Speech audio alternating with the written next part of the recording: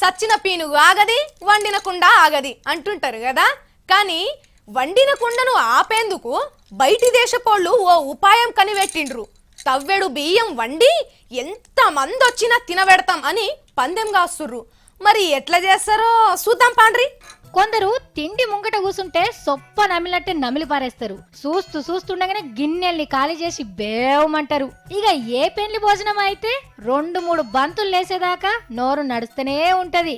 ఇక ఇంట్లో ఏ మటనో చికెన్ అంటితే అది అయిపోయేదాకా మనసంతా ఆడనే ఉంటది. ఇక ఈ తీరుగా తినే వరకల్లా పేయిల కొవ్వు పెరిగిపోయి అడుగు తీసి అడుగయ్య రాకుండా తయారైతారు. ఇసుంటోళ్ళు ఎవరన్నుంటే అస్సలు పరేషన్ కాకుండ్రి. మీ అసుంటోళ్ళ కోసమే బ్రిటన్ వాళ్ళు ఒక జబర్దస్త్ మందు తయారు చేసిండ్రు. మందంటే జరమత్తి మింగే గోళీ లెక్కనో టానిక్ లెక్కనో ఉండది. నీసు బంద్ పెట్టాలి, ఉప్పు కారం తక్కువ తినాలి అనే బాధ కూడా అవసరం లేదు. మీకెంత కావాలంటే అంత వేసుకొని కూర బువ్వ వండుకోండి. కానీ అది తినేటప్పుడు మాత్రం గీ పొడిని కలుపుకొని తినాలి. కాకపోతే ఈ మందే మీతోని చిన్న పత్యం చేపిస్తుంది. ఆరొక్క తీర్ల తిండి ముంగడ పెట్టుకోండి.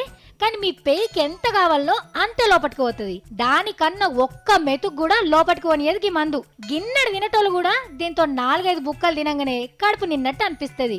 ఇక కుత్కెల దాకా తిందామని పానం ఎంత కొట్టుకున్నా నోరు నడవది. ఎందుకు ఎరికేనా? తిండిలు కలుపుకునే గీ పౌడర్లా ప్రొపియోనెట్ అనేది ఒకటి ఉంటదట. అది పేగులలోకి పోయి అక్కడ హార్మోన్లు అనే వాటిని విడుదల చేస్తుంది. అవి మెదడుకి సిగ్నల్ ఇస్తాయి అన్నట్టు. ఇక చాలు ఎక్కువ తిననీయకు అని. అంతే, అమృతమూల ఉన్నదైనా 4 బుక్కలు నోట్ల పెట్టంగానే ముఖంకు కొట్టినట్టు అవుతుంది. ఇగేమున్నది లొల్లొడిచిపాయే. తిండి ఎక్కువ తింటే కదా కొవ్వు పెరిగేది. తిండి తినడే తక్కువైనాక కొవ్వు ఏడికెళ్ళి పెరుగుతుంది చెప్పుర్రి. ఇక దావకంట్ల పొంటి తిరిగే పరేషాన్ కూడా ఉండదు. బేఫికర్గా ఉండొచ్చు.